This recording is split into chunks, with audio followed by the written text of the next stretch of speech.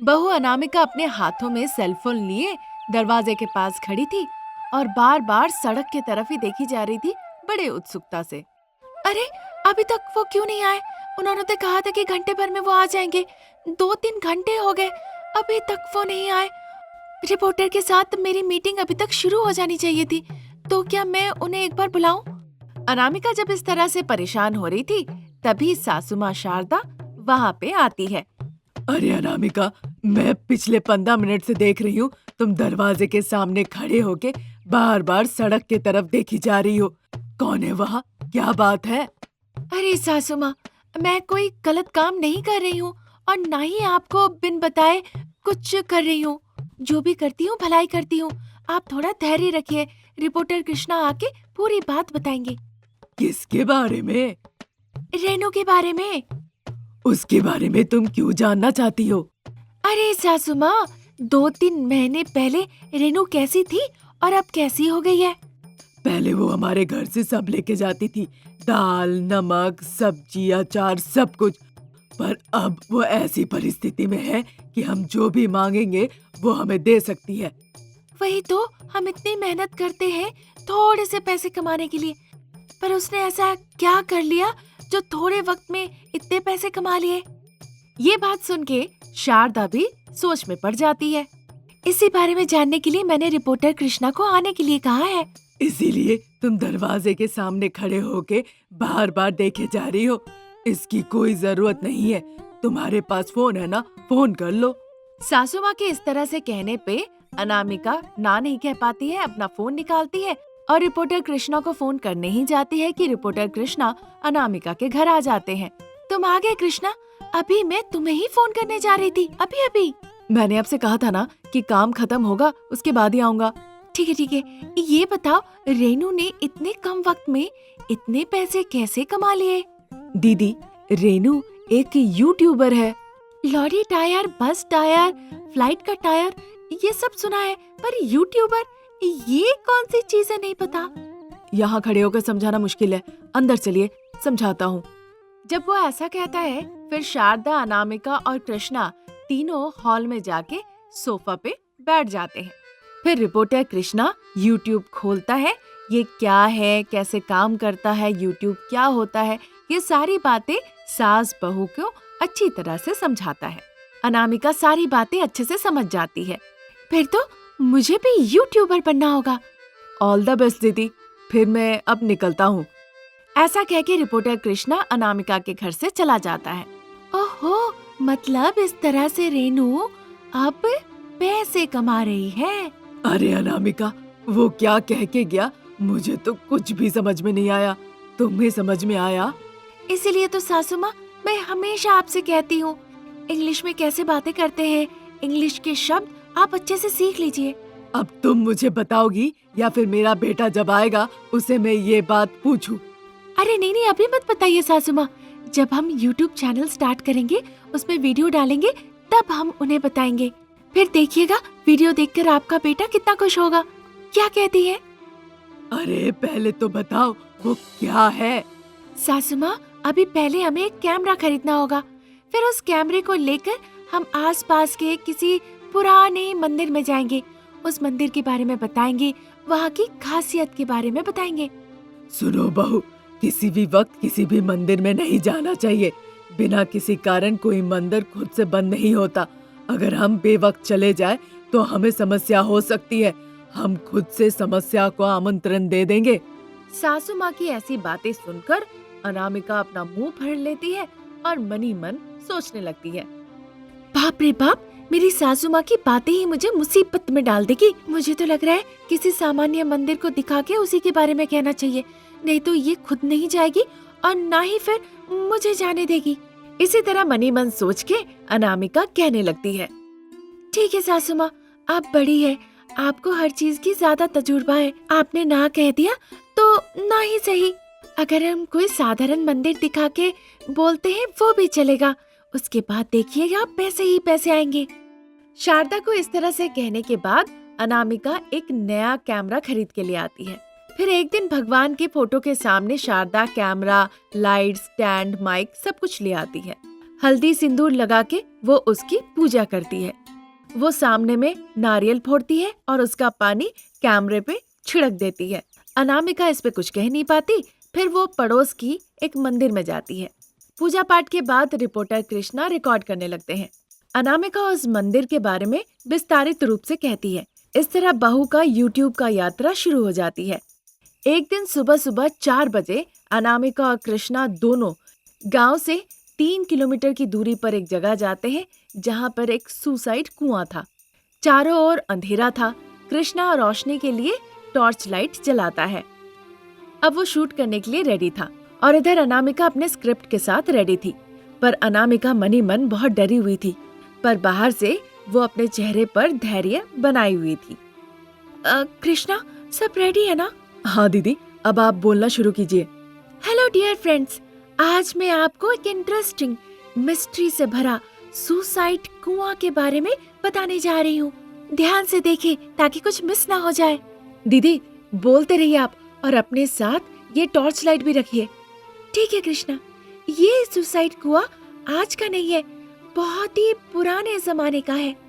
कहा जाता है कि ये कुआं पौराणिक समय से देखा गया है।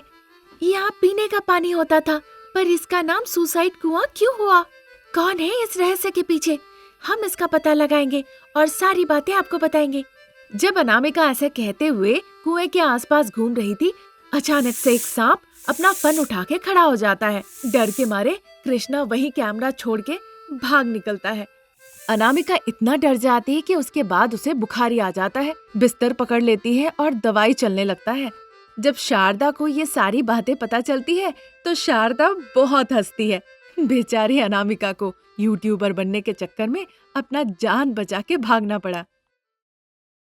एक गांव में शारदा नाम की एक सासू माँ रहती थी। अनामिका और अमृता उसकी 2 पेटू बहुरानियां थी। उनका खान पान शारदा को पसंद नहीं था, इसीलिए बगल में ही एक पार्क में जाकर सीमेंट के बेंच पे वो बैठ जाती है। लॉन में दोनों बहुएं बॉल लेकर खेल रही थी। तभी वहाँ पे एक डिलीवरी बॉय गेट के अंदर आता है। Sharda madam, Sharda madam.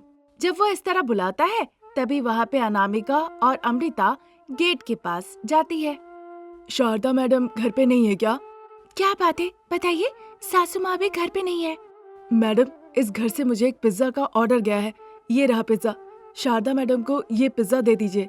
ऐसा कहकर वो पिज्जा देकर डिलीवरी बॉय वहाँ से चला जाता है। दोनों बहुएं उस पिज्जा को देखकर बहुत खुश होती है और सासू माँ की बहुत तारीफ करती है।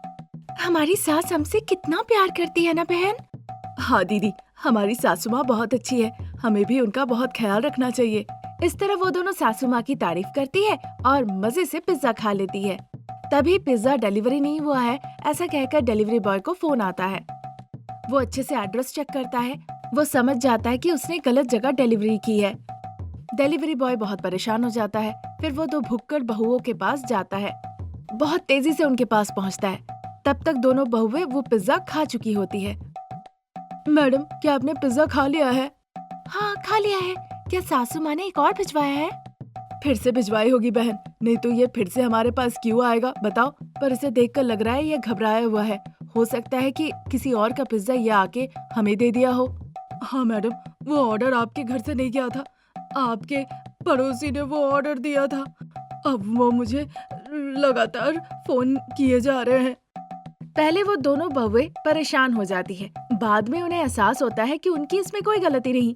तब वो अपनी आवाज ऊंची करके कहती है, ये तो अच्छी बात है, पर क्या हमने आपको फोन किया? नहीं। क्या हमने आपसे छीन के लिया? नहीं मैडम।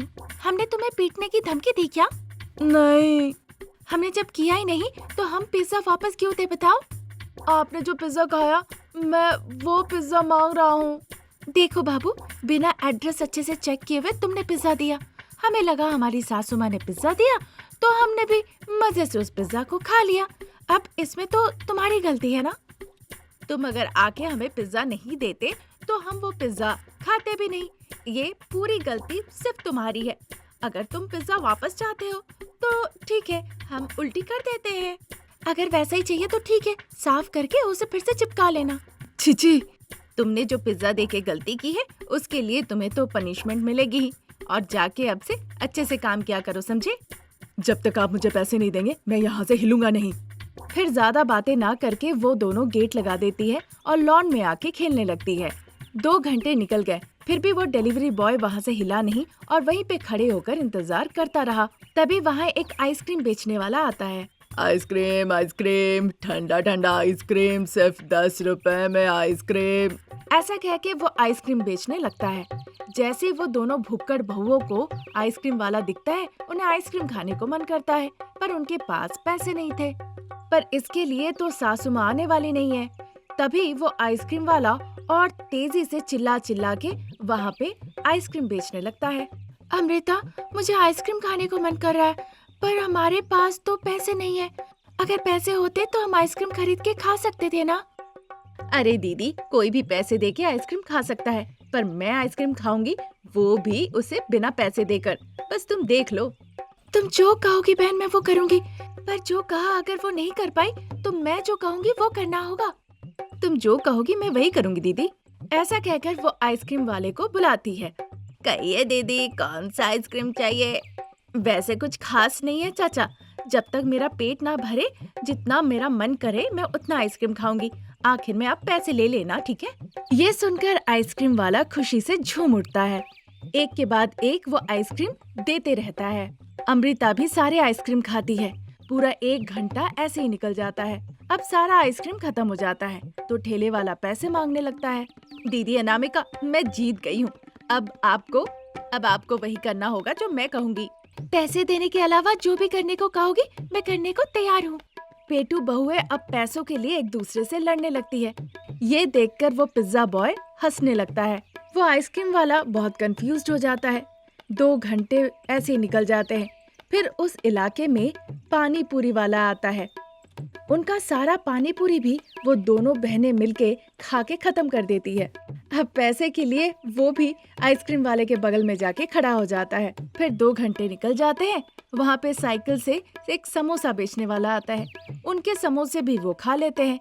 अब वो समोसा वाला भी पानी पूरी वाले के बगल में जाके खड़ा हो जाता है। तब तक शाम हो चुकी थी। शारदा जो बाहर गई थी वो घर लौट आती है। वो इस तरह लोगों को खड़े देखकर शॉक हो जाती है। तभी वो पूछने लगती है, बहू, ये लोग कौन है और हमारे घर के सामने क्यों खड़े हैं?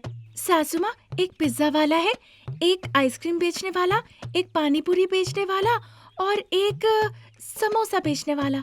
पर ये हमारे घर के सामने क्यों खड़े हैं? इसमें मेरी कोई गलती नहीं, सारी गलती अमृता की है। पूछने से पहले ही कह रही हो। इसका मतलब जो कुछ हुआ है उसकी कहानी लिखना, डायरेक्शन देना, पूरी चीजें तुमने की है। तो जो भी कुछ हुआ है वो बताओ। ये सारे लोग कौन हैं? अनामिका डर के मारे सारी बातें खुल के बताती है। ये सुन के अमृता की हंसी रुकती नहीं। अब चूंकि मामला बहुत गंभीर था, शारदा बहुत गुस्से में थी, इसीलिए अमृता कैसे करके अपनी हंसी को रोकने की कोशिश करती है। फिर शारदा अंदर जाती है और गुस्से से लाके पैसे सभी को देकर चुकता कर देती है। जैसे ही सभी लोगों को एक एक करके पैसे मिले, सभी लोग वहाँ से धीरे धीरे चले गए। आधा दिन क्या तुम लोग बाहर नहीं रहे? 2000 रुपए तुम दोनों ने खर्च कर दिए। चलो अब बिरयानी भी लानी है तुम्हारे लिए। बिरयानी का नाम सुनते ही दोनों भुक्कड़ बहुए खुशी से मानो झूम उठते हैं। फिर दोनों बहुए सासू माँ के लाए हुए बिरयानी हॉल में बैठकर मजे से 2 मिनट में खत्म कर देती है। साथ ही साथ एक बड़ा सा ढकार भी ले लेती है। ये कहानी अगर आपको पसंद आई तो हमारे चैनल को जरूर सब्सक्राइब करें। Thank you for watching.